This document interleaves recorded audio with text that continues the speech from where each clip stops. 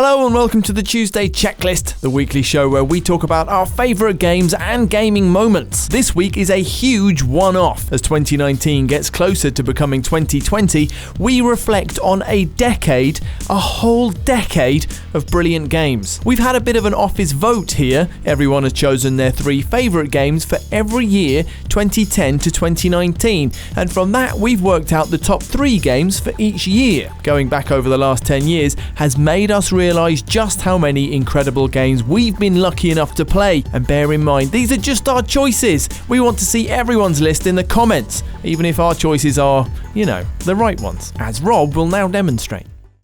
So, Game of the Year for 2010. In 3rd place, Heavy Rain.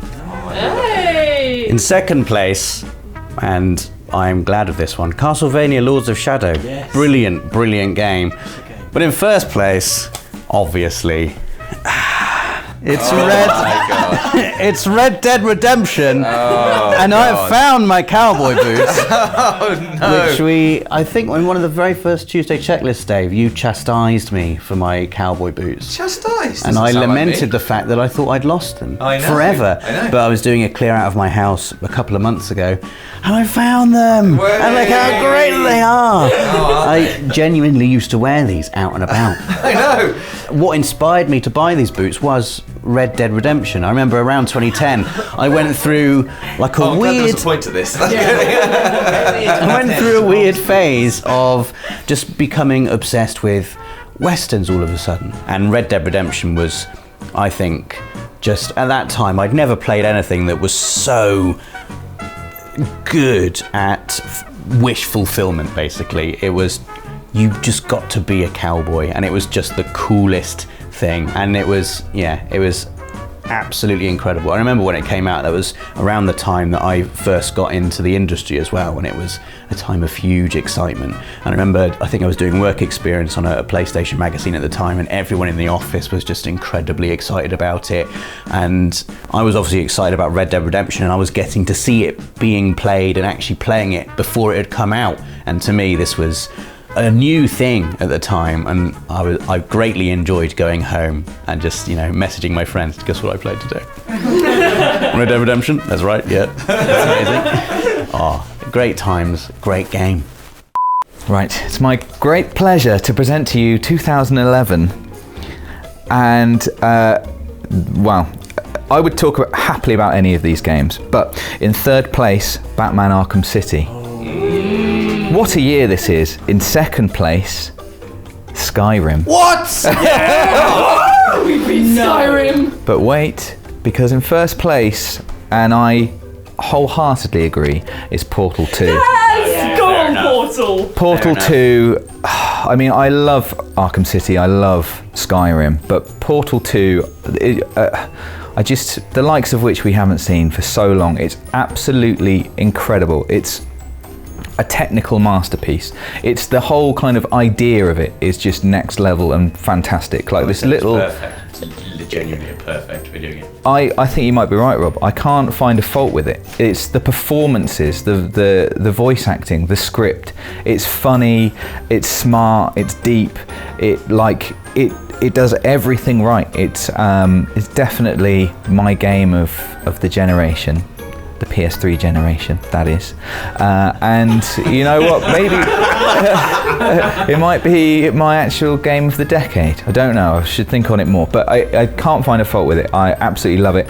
I'm so sad there's no more of it. I just want to be in that world more, to just use the portal gun more, to just solve, again, physics-based puzzles, my favourite, more. Yeah, it's very difficult for me to talk about it more than this. I genuinely just think it's just top marks across the board. Think of a kind of category by which you might mark it, and it's just, I can't fault it. So, Portal 2, 2011, what an amazing year. And any one of those could have won, but I'm glad it's Portal 2. Ladies and gentlemen, for the year 2012, for the best game of this year, we have got, in 3rd place, Persona 4 Golden Edition, which I believe was on the Vita. Yeah, amazing game. Amazing game. Amazing. I'm so happy that's on it. In 2nd place, Dishonored. Come on, number one, I hope it's... But in first place, and I think this is a beautiful, stunning game, is Journey. Yes. Journey, yes. It's correct. The correct choice. Well done, team. My gosh, Journey is such a stunning game. Oh, it's just the way that it's a very simple kind of concepted game. It's like you're just this little traveler and you're just walking around, exploring, discovering all these little mysteries. But it's just a completely beautiful experience. You kind of feel as if you're in the wilderness, but at the same time, there's so many different things to explore and to discover there. I love the little character and the way that they can like sing and they just get like pew every now and then. And the variety as well, because I know a lot with the promotion people see it a lot with the desert, which is like quite famous, but you also have moments when you're in darkness and you have to sneak around because there are some enemies that have got spotlights and you're actually like, okay, this is pretty intense, and you're just completely helpless. And then there's also moments when your scarf obviously gets longer as well, and running around, seeing the scarf just animate in the winds and in the sky as you move around and it follows you. It's just an absolutely beautiful, stunning experience. And the soundtrack in the game as well is just so, if you really need a game that will just completely soothe you, just completely put you into a full-on Zen state, I can't recommend Journey enough. And it's just absolutely fantastic. And as well, when you can like find other players. I remember when I played it and then I saw someone else and we played a huge section together and we were following each other, and when they went away I thought, where are you going, friend? And then we found something and then and the rosiest thought ever. Yeah, and then I found a secret, and then when we found something we both kind of had the little chirps together like choo and all that stuff. It is just honestly an absolutely fantastic game, and I know everyone gives it praise, but honestly I'm so happy that it has won this 2012 because it's such a stunning game. Beautiful, fantastic, and well done for winning 2012. Gonna have a look. Oh, this is exciting. Wow. Okay, so 2013, number one No, 3. on this list, but in third, and I was going to read out the third place one. I'm sorry, in third place is Tearaway. Yes. A beautiful game on the PlayStation Vita.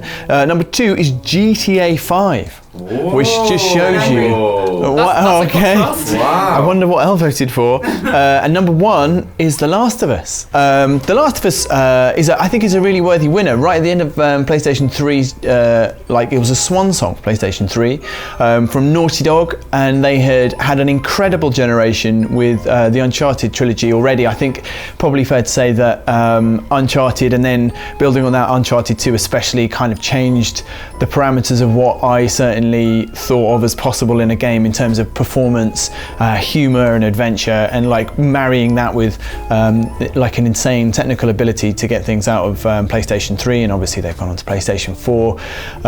And so by the time The Last of Us came along and they were doing something which was a bit more kind of serious and considered and a bit more character focused, and their influences have moved on from, cinematic Saturday morning matinee adventures to The Road and No Country for Old Men, and BBC wildlife documentaries about fungus. And I think that The Last of Us, people have been, what praise has not been given to The Last of Us, but I think that its legacy is like super enduring, became one of the biggest exclusives on PlayStation 4 as well.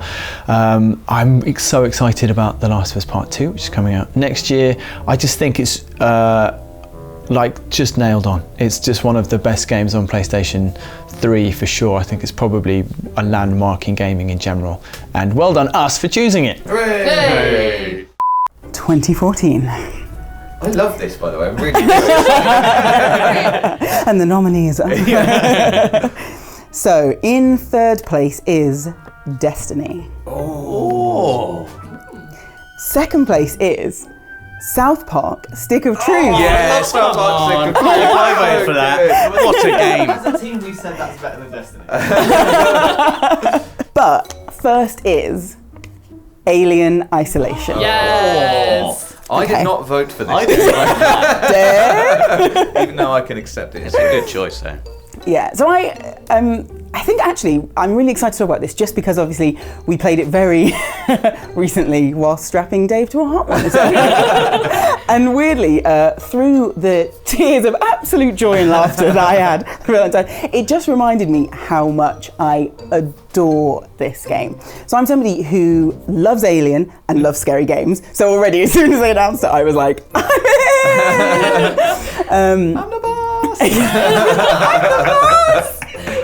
But it's a game that's just a masterpiece in so many ways. So obviously it's based on a film, and but it did just capture everything that is just wonderful about Alien. It captured that horrifying suspense, the reveals that weren't big reveals, so that so much of it was in your own imagination, and so much of it was about you building yourself up and being terrified, Dave. And and it just looked beautiful. So something that I adore about Alien is, in terms of the film, is just how it looks, how it's shot, the colours, the tone to it. It looks absolutely beautiful. It's like stunning to look at, and it totally, it's beautiful world building, it's beautiful atmosphere building, and they did the same thing in the game. It has those spacey colours, those spacey tones that I really love, that just make you feel, it feels otherworldly, it feels eerie and unsettling, and it feels familiar and not familiar. It's a space that you know and you don't know,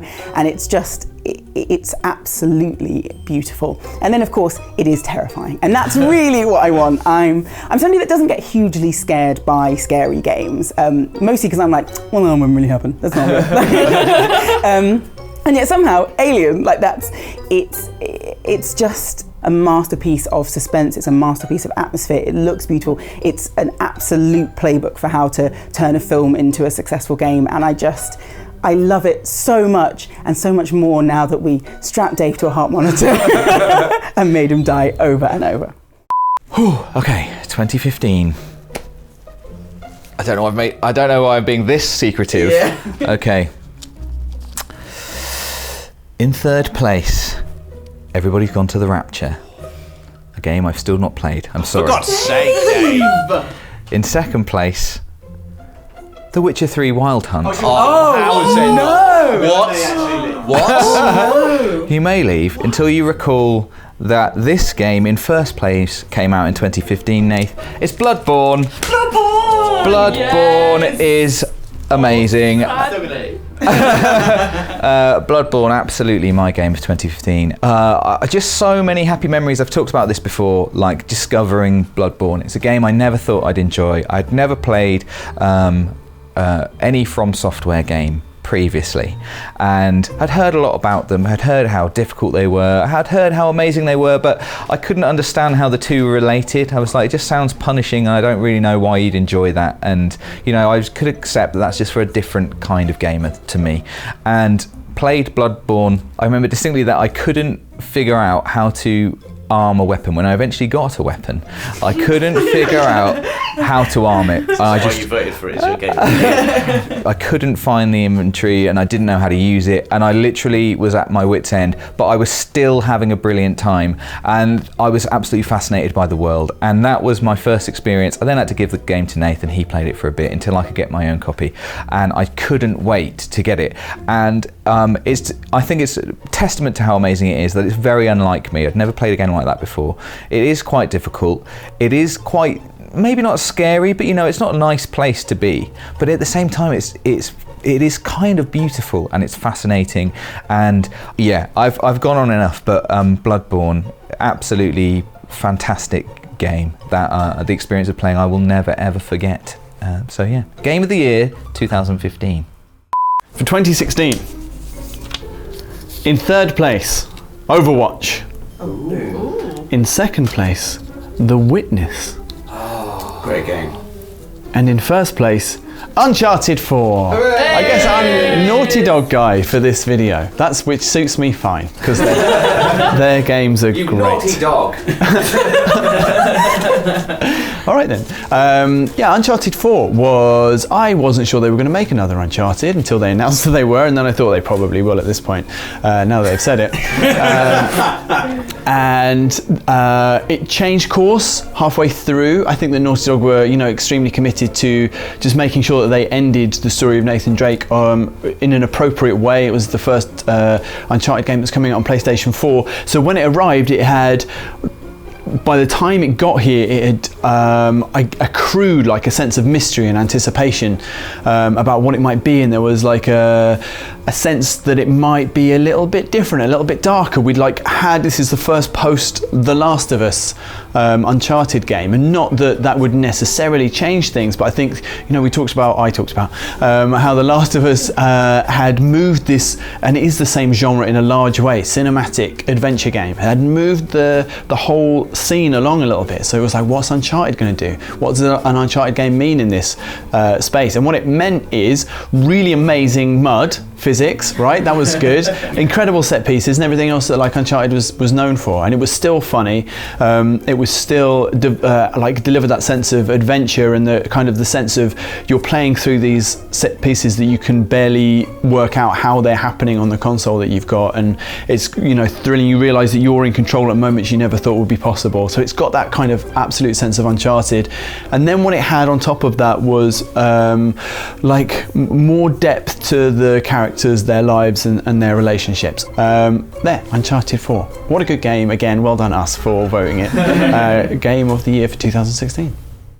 Game of the year for 2017.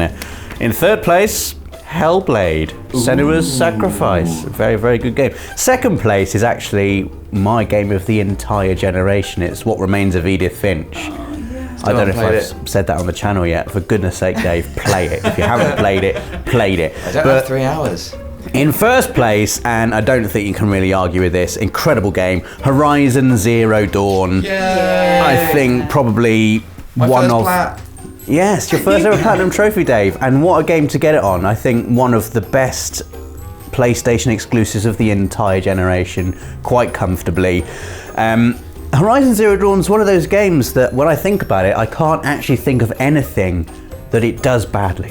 Everything is good in that game. It looks incredible. It's still one of the best looking games on PS4. If you're lucky enough to have a PS4 Pro and a 4K setup, oh my God, it looks insane. The colours in that game. The open world is incredible to explore, and it's got that incredible thing where it tells its story environmentally in some places. You can go and explore the ancient ruins of our old civilization, and you can see things from thousands of years ago that to us it's the present, but you're looking at the ruins of them, and it evokes this incredible sense of mystery, and you try and unravel what on earth happened to our civilization. Why are these machines, these sort of animalistic machines roaming the land? The story is brilliant, amazing characters like Aloy, the combat as well, such fun. I had so much fun just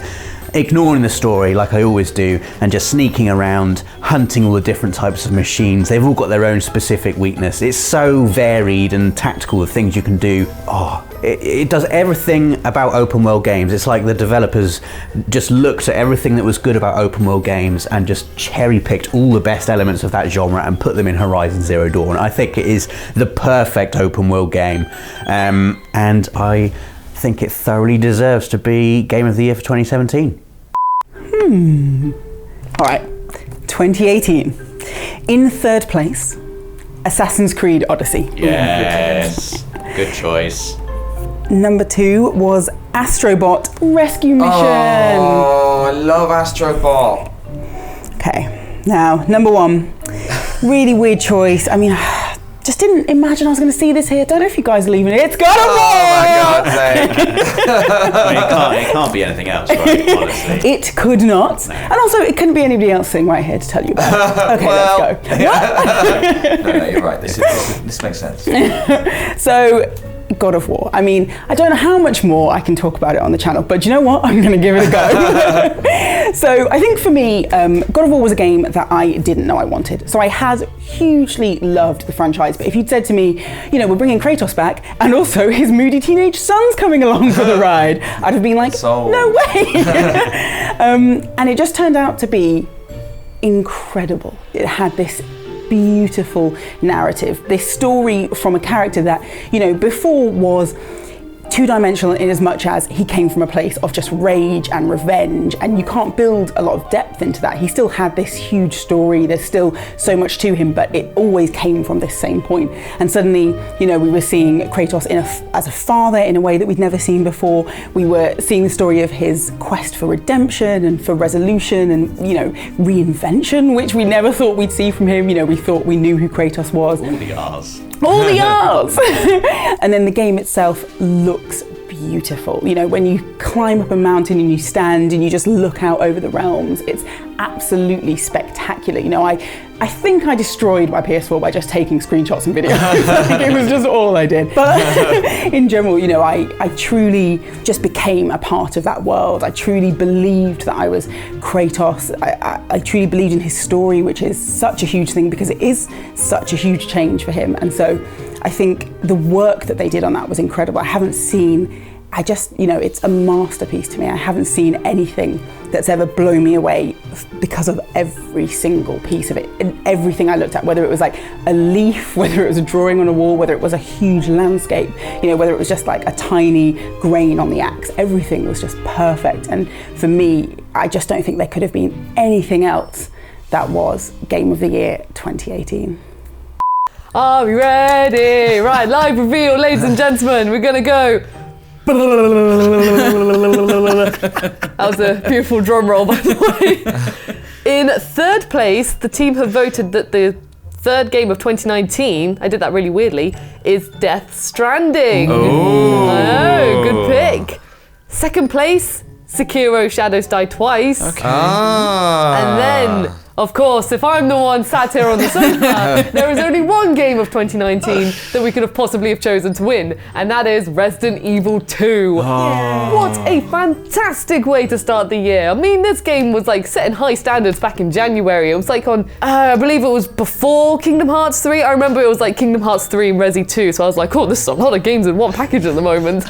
And it has just been phenomenally brilliant throughout the whole year. Like, still today, people are picking up and still like, it's amazing. And you know, like sometimes when another amazing game comes out and then you're like, oh, this is the real amazing game of this year now. For me personally, it's just been like, no, Resi 2 is still the amazing game of this year. Everything is just so phenomenal about it. The way it looks, the way that they've redesigned the characters and how they've taken things from the original source, the PlayStation 1 version of Resident Evil 2, and how they've twisted it and spiced it up a bit to make it still new and refresh and everything. And of course, Mr. X, one of the most terrifying beasts you can kind of encounter when you're in a tight, compact area filled with zombies and darkness and obstacles and everything.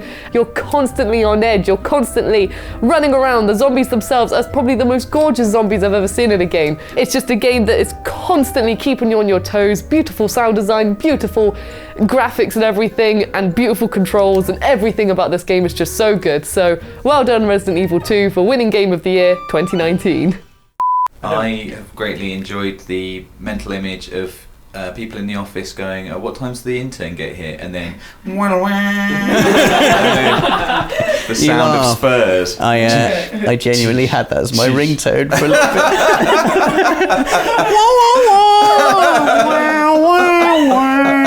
Phone call. That really is the kind of information that can permanently change your opinion of a person. Let's concentrate on the games instead, shall we? There were so many, and they're so good. Put a list of your games of the decade in the comments, give us a like if you enjoyed the video, and join us again next year in 2020 for another Tuesday checklist. Thanks for watching. For the players.